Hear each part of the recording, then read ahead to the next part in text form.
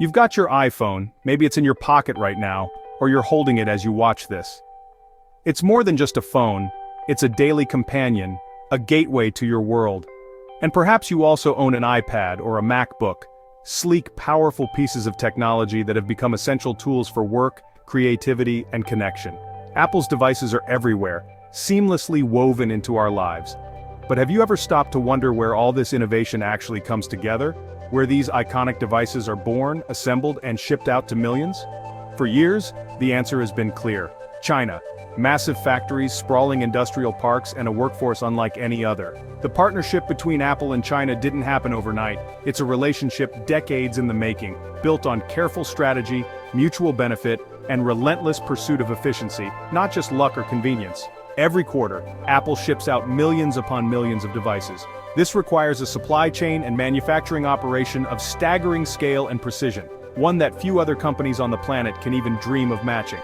China offered Apple exactly what it needed: unmatched scale, lightning-fast production, and a skilled workforce ready to meet global demand. The story of Apple's manufacturing is, in many ways, the story of modern China. While Apple's design magic happens in California, the real act of creation, turning ideas into physical products, takes place thousands of miles away, deep inside China's factories. This deep reliance on China isn't just a footnote, it's a defining feature of Apple's entire business model, shaping everything from product launches to global strategy. It's a system that's incredibly efficient and effective, but it also raises tough questions about risk, control, and the future of global tech. Why China? And why? Even as trade tensions and political pressures rise, does Apple find it so difficult to move away? The answer isn't simple. It's a complex web, layers of skilled workers, vast factories, intricate supply chains, and access to raw materials, all working in harmony. Each piece is critical, and replacing any part isn't easy. The Apple-China connection is more than just business, it's a fascinating, intricate puzzle that shapes the devices in your hand. Let's dive in and unravel how this unbreakable bond was forged. Why did Apple choose China? It's all about scale, skill, and speed. China's factories are massive, think entire cities dedicated to electronics. Foxconn City, for example, can ramp up production at lightning speed. The workforce isn't just huge, it's highly skilled in precision manufacturing. Training a new workforce to this level would take years. China's world-class infrastructure, ports, roads, logistics, keeps Apple's supply chain humming. Efficient shipping means Apple can move millions of devices quickly. Government support has also been key, with incentives and streamlined processes. China rolled out the red carpet for Apple and other manufacturers. It's a powerful combination: scale, skill, infrastructure, and support. That's why China became the world's factory, and Apple's. Replicating this elsewhere is a massive challenge. That's the secret sauce. When people think of China's manufacturing power, they often picture endless rows of factories and thousands of workers assembling products. But there's a deeper story behind the scenes. The real secret to China's dominance isn't just its factories, it's the intricate, highly efficient supply chain that connects every part of the process. Take your iPhone, for example. It's made up of hundreds of tiny, complex parts: screens, batteries, microchips, sensors, and more. What's remarkable is that nearly all these components are sourced from suppliers located just a short drive away from the main assembly plants. These suppliers and assembly plants are physically clustered together in massive industrial parks. This close proximity means parts can move from one factory to another in hours, not days, making the entire process much faster and more efficient. If Apple decides it needs a last-minute design tweak, suppliers can respond almost instantly. Engineers and suppliers meet face-to-face, test new ideas, and make changes on the spot. This tightly woven network means less time wasted on shipping, fewer delays, and significantly lower costs. Products can be assembled, tested, and shipped out with incredible speed. Apple's engineers don't just send instructions from afar, they work side by side with Chinese technicians and suppliers. This close collaboration speeds up innovation and problem-solving. Rapid prototyping and real-time troubleshooting are possible because everyone is nearby. If a problem pops up, it can be fixed in hours, not weeks.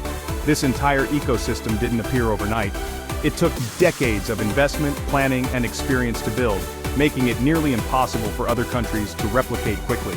It's not just one giant factory, it's a vast web of specialized companies, each focused on a specific part of the process, all working in perfect sync.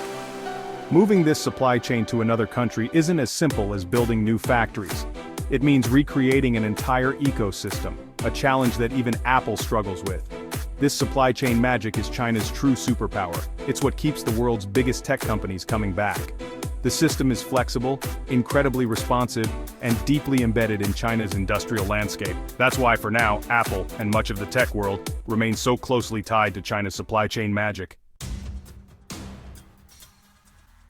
Now let's talk tariffs, taxes on goods imported from China. When the US imposes tariffs, Apple's costs go up, on parts and sometimes finished products. Apple can either absorb the cost, hurting profits, or pass it to consumers, raising prices. Tariffs create uncertainty and complicate financial planning. The rules are complex, changing lists, percentages, and exemptions. Apple must constantly adapt, adding legal and operational headaches. Trade tensions have forced Apple to rethink its reliance on China. If political decisions can suddenly raise costs, that's a major risk. Tariffs highlight Apple's vulnerability. Too many eggs in one basket.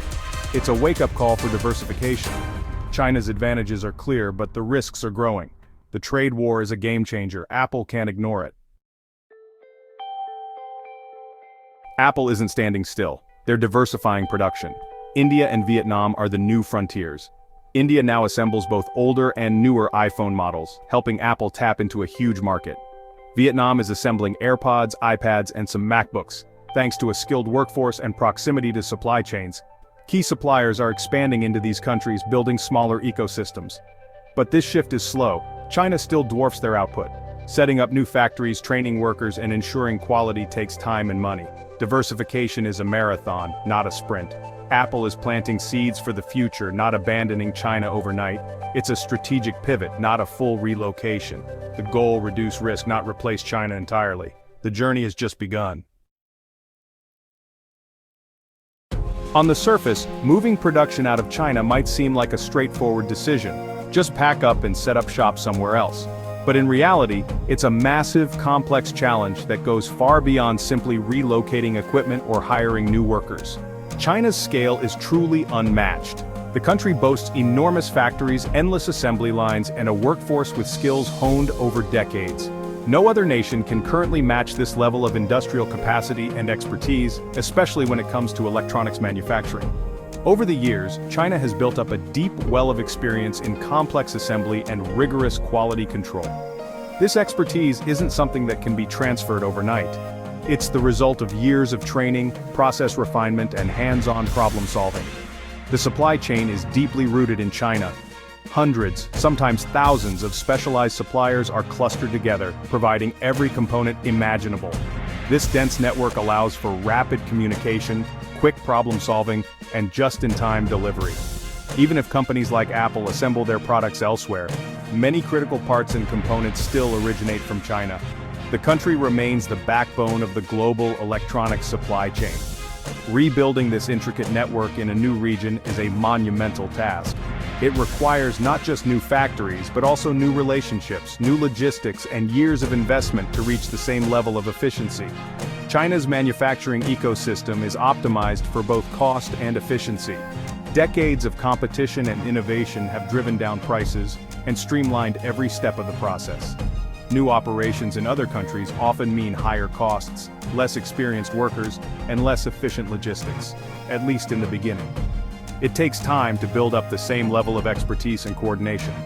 For companies like Apple, the challenge is to balance the need for diversification with the demands of profitability and affordability. Moving too quickly could disrupt supply and raise prices for consumers.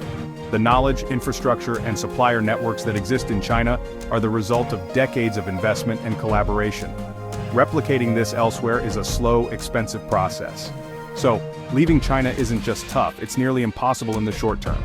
The hurdles are huge and the risks are real. That's the reality facing global manufacturers today. China isn't just Apple's factory, it's a massive market. Millions of Chinese consumers buy Apple products, making China a key revenue source.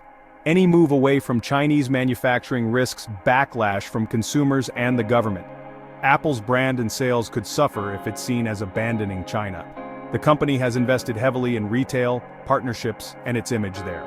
Walking away from manufacturing could jeopardize all that. It's not just about factories, it's about relationships and reputation. Even if Apple could move production, losing the Chinese market would be a huge blow. Commercial interests keep Apple anchored in China. The customer base is too valuable to risk. Manufacturing and sales are deeply linked. Apple can't afford to alienate China. Let's talk rare earth elements, the hidden ingredients in your iPhone. These metals are essential for speakers, motors, and screens. China dominates both mining and processing of rare earths. This gives China major leverage in the tech supply chain. Apple needs a stable supply for hundreds of millions of devices. Even if assembly moves to India or Vietnam, rare earths often still come from China. Material dependency adds another layer to Apple's China ties. Shifting factories doesn't solve the raw materials problem. Finding alternatives or new tech is a long-term goal, but for now, China holds the cards. The material supply chain is a quiet but powerful anchor. Apple, and the tech world, can't easily escape it. It's a deeper entanglement than most realize. So can Apple ever really leave China? Realistically, it's nearly impossible anytime soon. Decades of investment, intricate supply chains, unmatched scale, and a huge market keep Apple rooted. Diversification is smart, but it's about adding options, not replacing China. Think China plus one, not China minus one. China will remain central to Apple's strategy for years. Apple's best move is balancing new hubs with its Chinese operations. Building supply chain resilience, especially for raw materials, is key. Innovation still relies on close collaboration with Chinese partners. It's a complex, high-stakes balancing act. What should Apple do? Diversify slowly, or try to break free faster? The answer will shape Apple's future, and the tech world's. It's a situation worth watching.